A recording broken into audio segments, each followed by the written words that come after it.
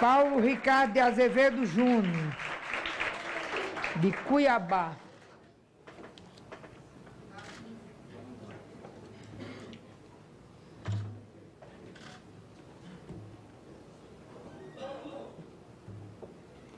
Ave Maria.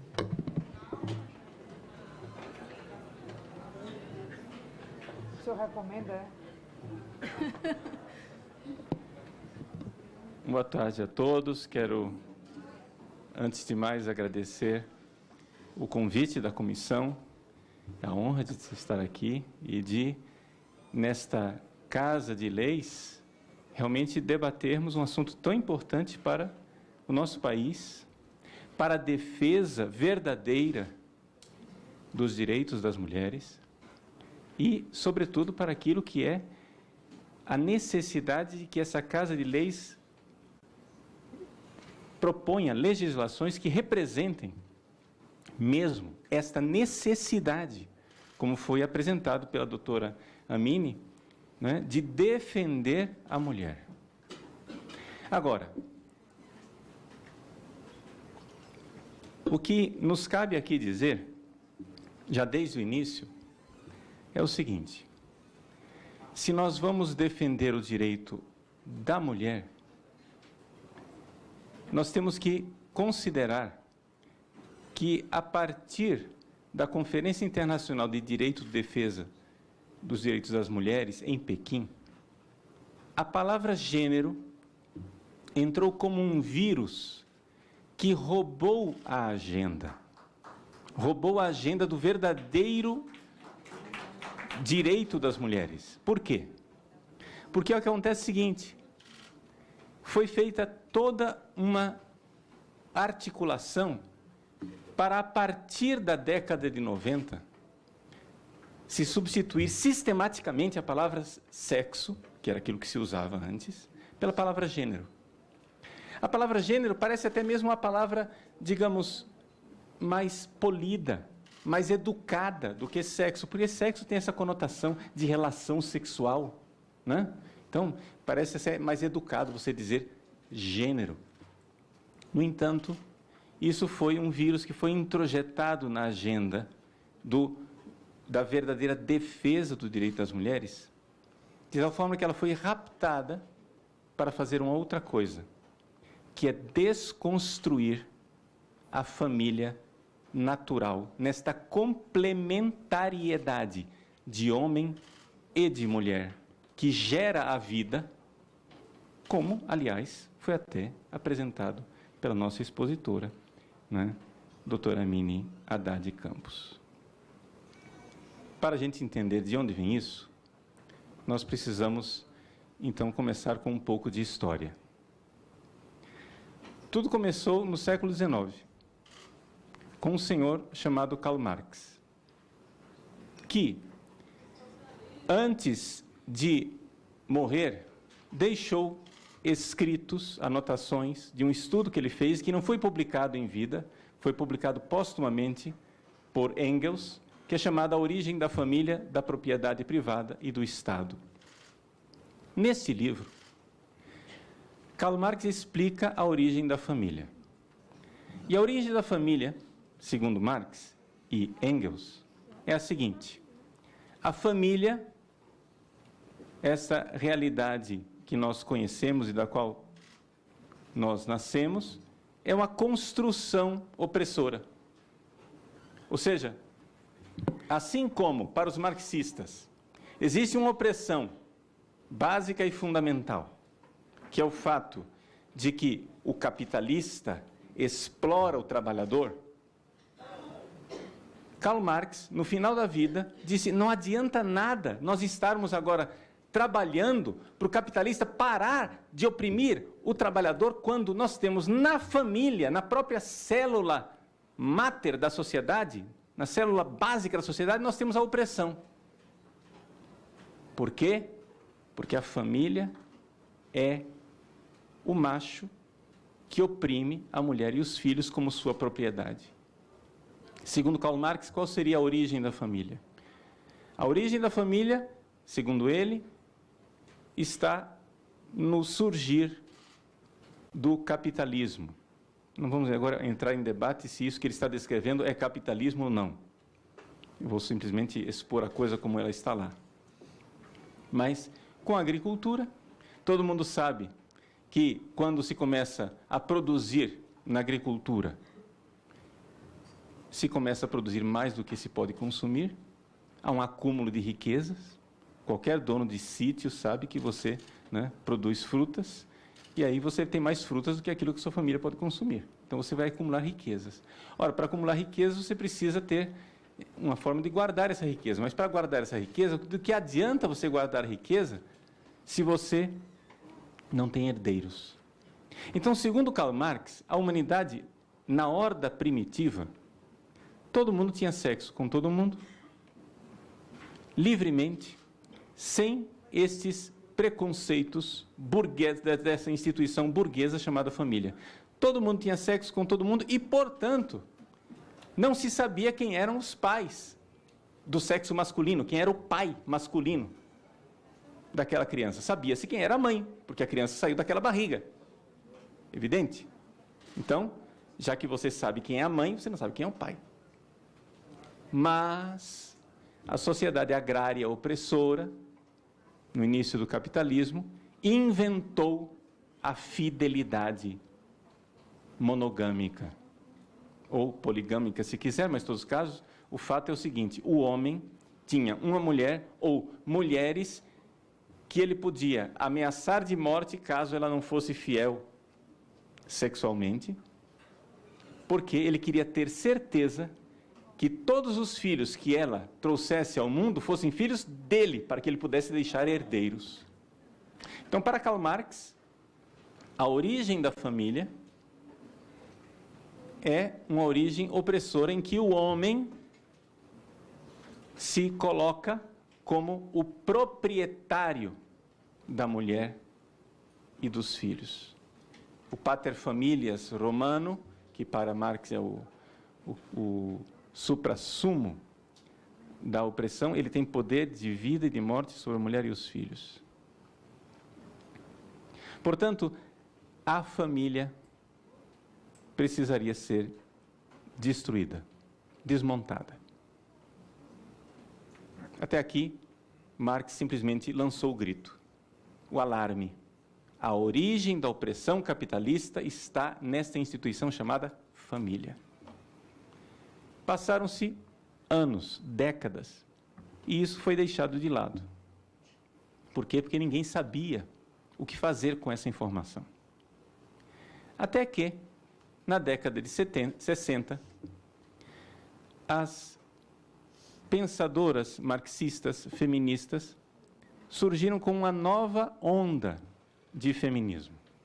Essa senhora Kate Millett, com esse livro Sexual Politics, ela apresenta com muita clareza qual era a dificuldade até então. O feminismo, até aquele ponto, ele não tinha conseguido fazer uma revolução. Ou seja, ela diz com clareza, no capítulo 4, página 157, que a primeira fase do feminismo terminou em reforma e não em revolução. Mas era necessário revolucionar. Por quê? Porque se nós não mudarmos a estrutura da família, a mulher irá continuar sendo subordinada. É necessário mudar estruturalmente essa realidade chamada família. Na União Soviética, diz ela como estudiosa marxista que era, na União Soviética isso foi tentado. Se tentou, página 168. Não é? Mas o que acontece é o seguinte, ela então diz com toda clareza na página 169, a teoria marxista falhou em oferecer uma base ideológica suficiente para a revolução sexual. Ou seja, estamos de acordo com Marx. A mulher é oprimida pela família, mas nós precisamos de uma base ideológica para desmontar a família. E não temos esse instrumento para desmontar a família. Pois bem, ela então diz, nós temos que concordar com Trotsky, página 170, temos que concordar o seguinte, que os soviéticos falharam miseravelmente, não conseguiram fazer a transformação revolucionária da família. Portanto, diz Trotsky friamente, não se pode, aspas, abolir a família. Nós temos que substituí-la. Tem que colocar alguma coisa no lugar. E o que é que nós vamos colocar no lugar da família? Isso surgiu simplesmente como um clamor. Surgiu simplesmente como uma denúncia. E agora? O que é que nós vamos fazer? Menos acadêmica, mas mais radical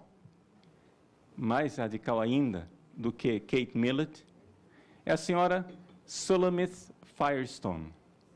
Shulamith Firestone, em The Dialectic of Sex, ela diz que nós temos que libertar a mulher da biologia. O que é o ser mulher para Shulamith Firestone? Ela diz que a gravidez é algo horrível, que o parto é algo doloroso e nós temos que promover uma forma de reprodução onde a mulher não tenha mais que se sujeitar à biologia. É necessário fazer algo para mudar essa realidade. Tudo isso aqui foi apresentado, mas não se sabia o que fazer com esse clamor. Está aqui, Marx, Millett, Firestone. Esses autores estão dizendo, a família é a fonte, verdadeiramente a fonte da opressão na sociedade. Nós precisamos desmontar a família. Até que finalmente apareceu, não é? Até que finalmente apareceu o instrumental. O instrumental foi aparecendo aos poucos para resolver esse problema. Uma das realidades que foi apresentada como instrumental foi a escola de Frankfurt. Na teoria crítica da escola de Frankfurt, Marx Horkheimer apresenta, aqui eu tenho o livro, chama-se Teoria Crítica, mas aqui dentro tem um ensaio, não é dele, onde ele fala daquilo que é autoridade e família. Nós não vamos resolver o problema da família se nós não desmontarmos a autoridade da família.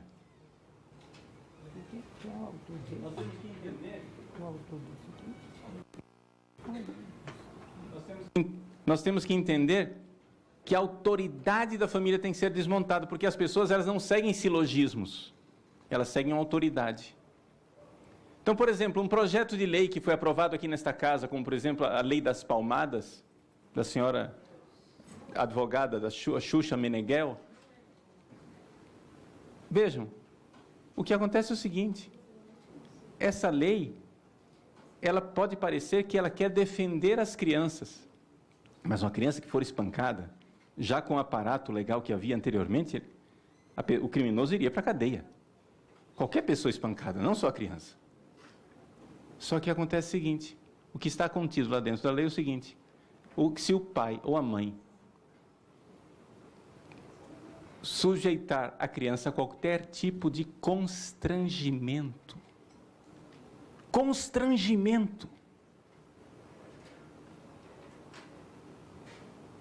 esse pai e essa mãe podem ser autuado. Constrangimento, isso quer dizer o seguinte, você já educa a criança desde pequeno a não obedecer à autoridade do pai e da mãe, para obedecer à autoridade do Estado. É necessário fazer alguma coisa para que não haja autoridade. Mas isso não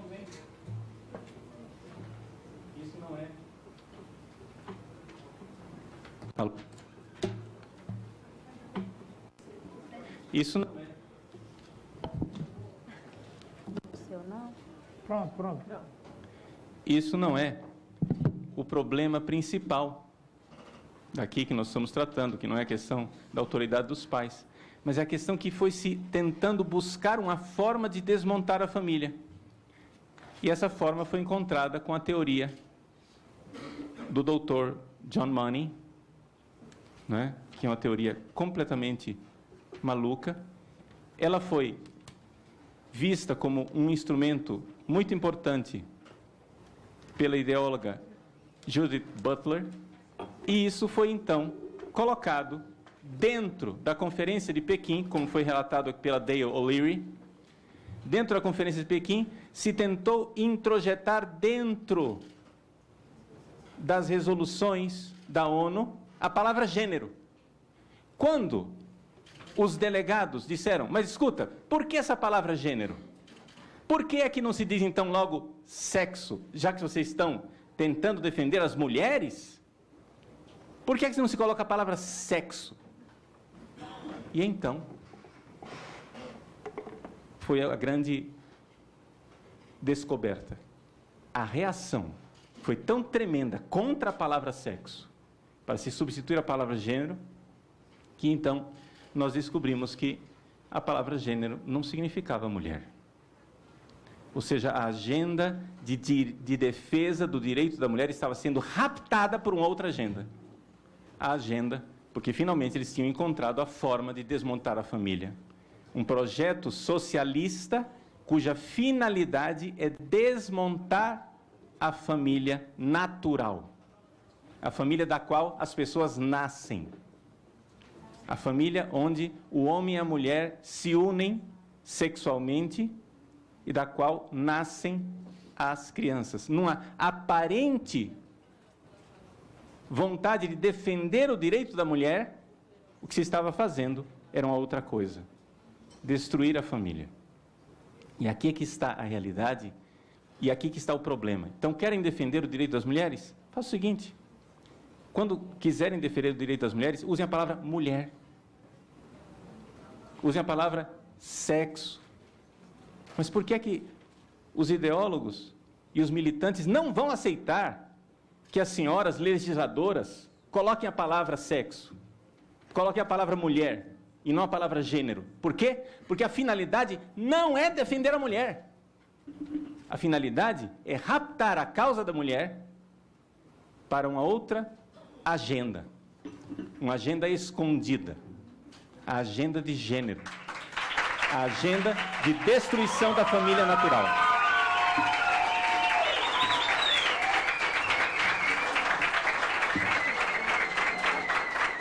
Por isso que uma pessoa, se na democracia uma pessoa quer destruir a família natural, ela tem direito de querer isso, mas ela tem também o dever de avisar aos eleitores que ela está fazendo isto, porque isso daqui é acabar com a regra da democracia, onde as pessoas têm que ser informadas do que é que está acontecendo. Para concluir. Ou seja, é importante que a palavra gênero seja então definida. Seja definida, e é por isso que nós estamos aqui. Porque o que está por trás da palavra gênero não é a mulher, mas é uma agenda de destruição da família natural. Muito bem.